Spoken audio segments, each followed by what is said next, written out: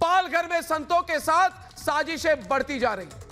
पहले 2 संतों की हत्या और अब संतों का केस लड़ रहे वकील दिग्विजय त्रिवेदी की अचानक सड़क हादसे में मौत हो गई है। संत समाज को शक है कि एक सड़क हादसा नहीं है, ये कोर्ट जा रहे थे, ये एक सोची समझी हत्या है वकील की।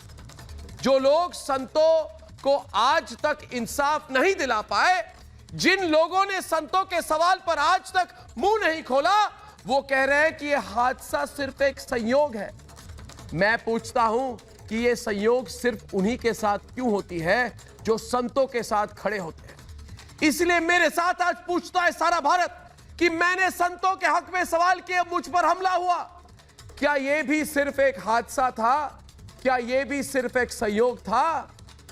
जिन लोगों पर संतों की हत्या का आरोप लगा, उन्हें छोड़ दिया गया, क्या यह भी एक संयोग था?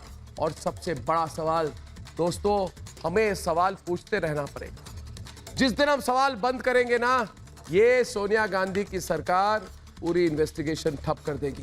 पहले 2 संतों की हत्या, अब उनके वकील की मौत।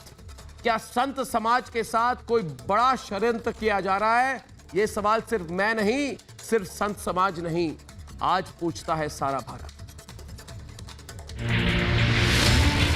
पालघर में 2 संतों की हत्या के बाद संत समाज अब भी इंसाफ के इंतजार में है। इंसाफ के नाम पर आज तक संतों को सिर्फ अपमान मिला है, लेकिन साजिश करने वालों की जड़ें इतनी गहरी हैं कि वो हर सबूत और हर कोशिश पर कब्जा जमाए बैठे हैं।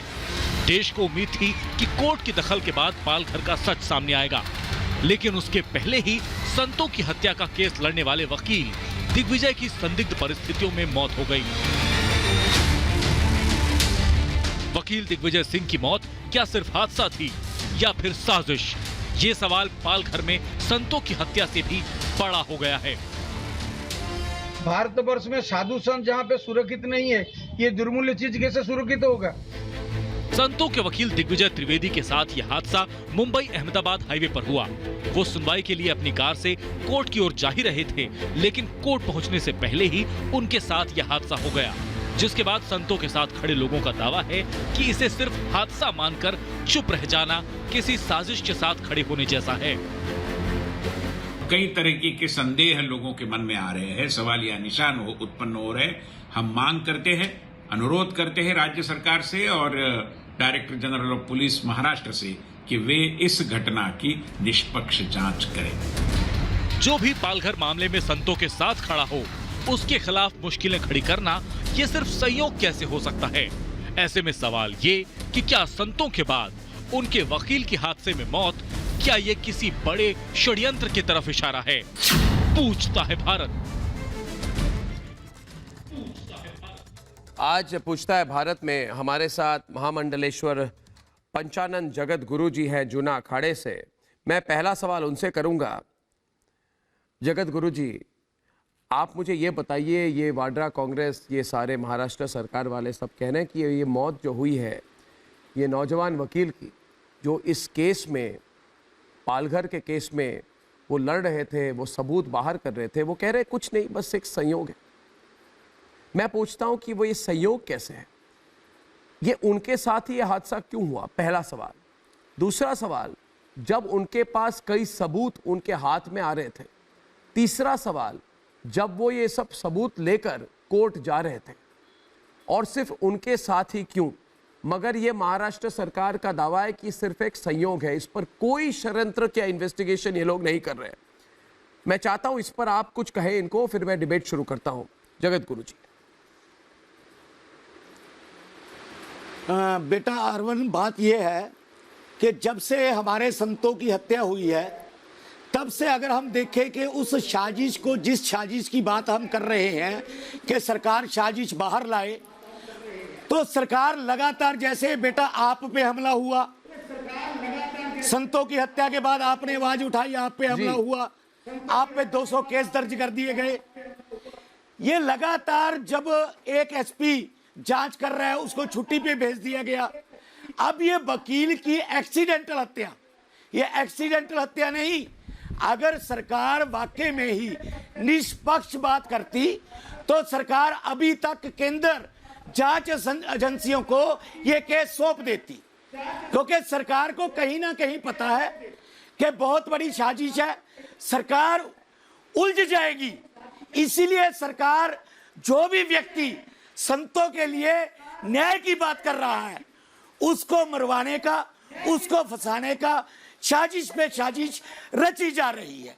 ये अब तो बिल्कुल स्पष्ट बात है, क्योंकि ये एक्सीडेंट नहीं, ये हत्या है। इसकी भी उच्च स्तर जांच हम केंद्र से मांग करते हैं कि केंद्र एजेंसियां करें, हमारे संतों की भी, ये वकील की भी। और एसपी जो बदला गया, छुट्टी पे भेजा गया, क्यों? आप पे हमला हुआ, क्यों हुआ? बिल्कुल, ये इतना बड़ा पखंडर जो रचा हुआ है, क्या कारण है? जगत गुरु जी, मेरे पास ऐसे सबूत है, मेरे पास ऐसे सबूत है जगत गुरु जी कि मुझ पर जो हमला किया वो पूरे बड़े बड़े कांग्रेस नेताओं की साजिश है। मैंने पूरी एविडेंस भी दी है, मैंने तो उनको बोला भी था कि भाई ये सब मेरे पास एविडेंस है, आप इस पर इन्वेस्टिगेशन कीजिए। पुलिस ने देखने से मना कर दिया। मगर मैं सवाल ये पूछता हूं कि ये जो नौजवान वकील है, 33-34 साल का था, बहुत ही नौजवान था, वकील था, पूरे मन से लगा हुआ था इसमें, उसने सब कुछ छोड़ के सिर्फ पालघर मामले की इन्वेस्टिगेशन कर रहा था। आपको पता है आचार्य विक्रमादित्य दिन रात ये काम कर रहा था, और अगर कोई इस बात के, इस पूरे षड्यंत्र का उजागर कर सकता था वो दिग्विजय था।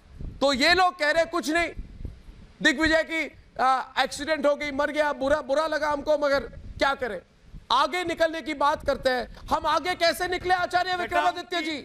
उनकी हमारी सुई तो वही फंसी हुई है जहां तक हमको अब तक इंसाफ नहीं मिला है। शहादत व्यर्थ नहीं, व्यर्थ। मुझे देश में कितना गुस्सा है। अर्णव जी, मैं आज देश भर से लोग हमको फोन करते हैं, देश भर से लोग हमको फोन करते हैं आचार्य जी के खिलाफ जो इन्होंने एक आंदोलन छेड़ दिया, मैं तो कहता हूं इन्होंने एक पूरी आचार्य जी, जिस प्रकार से कोई भी व्यक्ति आचार्य जी आएगा उस पर हमला करा जाएगा, उसको डराने का प्रयास किया जाएगा जिससे वो चुप करके बैठ जाए। मैं चाहता हूं कि सबसे पहले तो आप साधुवाद धन्यवाद के पात्र हैं कि आप लोगों ने इतना हमला होने के बावजूद भी, 200 एफआईआर होने के बावजूद भी इस मुद्दे को लगातार जिंदा रखा है। नहीं तो तमाम मीडिया चुप बैठ गया है, कोई नहीं उठा रहा है। सबसे पहले तो आपने जो इस लगातार एक महीने तक इस मुहिम को जगाए रखा है, सबसे पहले आप धन्यवाद के पात्र हैं। इतना हमला होने के बावजूद भी पर मैं अकेला नहीं हूं आचार्य जी, आप लोग सब हमारे साथ हैं। मैं अकेला नहीं हूं, मैं अकेला नहीं हूं, लेकिन पूरा देश हमारे साथ है। संजय जी, आप सुन रहे कि नहीं? संजय जी, अगर आप इस केस को सीबीआई या कोई केंद्रीय जांच एजेंसी को नहीं देंगे तो लोगों में गुस्सा हर दिन बढ़ रहा है। खुद संजय जी और सेंट्रल गवर्नमेंट, अमित शाह साहब, क्या कर रहे हैं महाराष्ट्र पुलिस मामले में कोई भी आस नहीं है कि इस मामले पर सोनिया सेना की सरकार, क्या हो रहा है?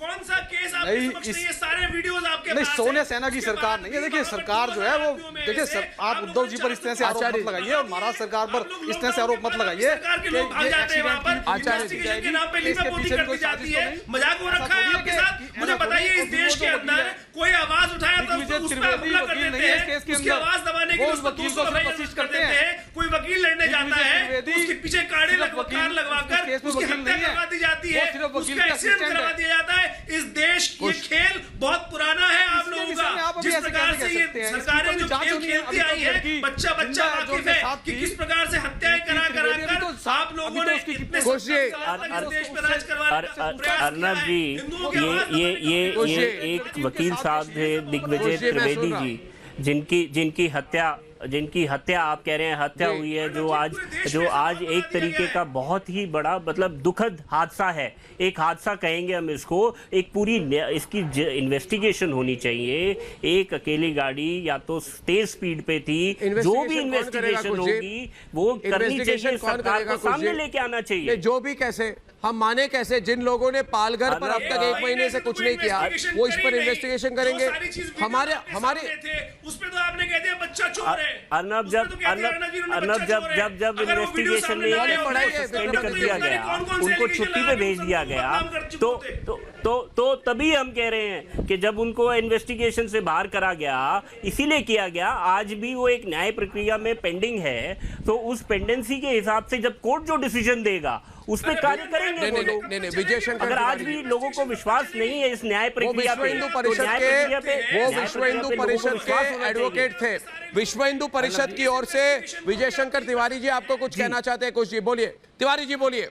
विश्व हिंदू परिषद के विजय शंकर तिवारी जी बोलिए। अर्नब जी, हाँ अर्नब जी, अभी आपने महाराज जी से एक प्रश्न किया था, क्या ये संयोग था?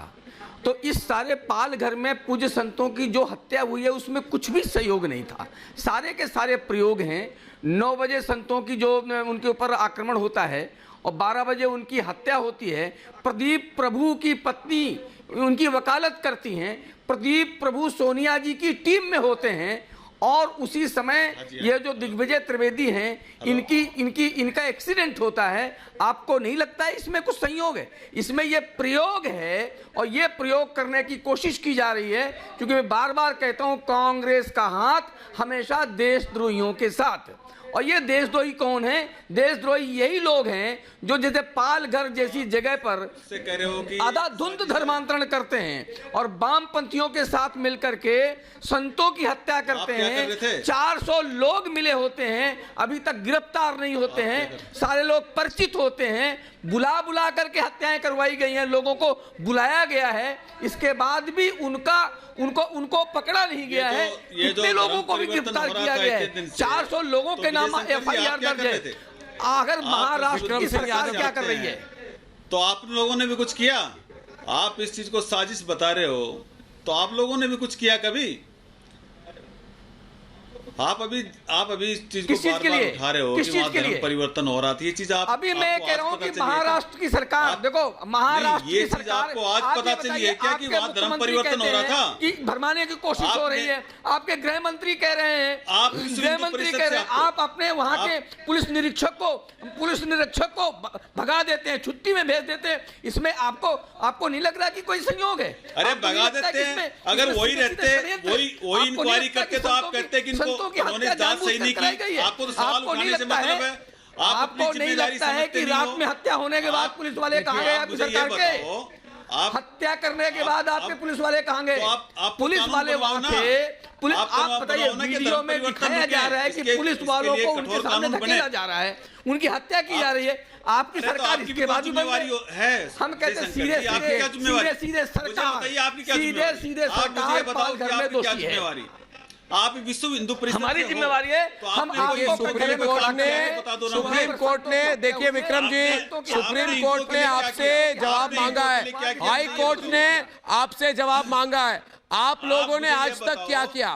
कुछ नहीं किया। फिर आपकी मंशा पर हम सवाल क्यों ना उठाए? पहली बात। और देशवासियों, जो लोग ये मान रहे हैं कि उनकी साजिश, परिवर्तन हो रहा था, उनके हमले संत समाज के हमारे हौसले को तोड़ देंगे, मेरे संकल्प में मुसीबत बन जाएंगे, तो वो लोग गलतफहमी में हैं जो ये कह रहे हैं। मुझे पता है कि लोहा तपकर जितना लाल होता है वो उतना ही फौलादी बन जाता है। संत समाज का आवाज, संत समाज की आवाज, देश का हौसला और मेरा संकल्प फौलादी है। ये हमलों से नहीं डरता है और मजबूत होता है। तुम हमले करो, मैं पालघर का सच लाऊंगा, हर हाल पे हम लाएंगे। और ये सिर्फ मैं नहीं, ये प्रण सारे भारतवर्ष का है। कल शाम 7 बजे आपसे फिर मिलूंगा। तब तक के लिए दोस्तों नमस्कार और धन्यवाद। नमस्कार।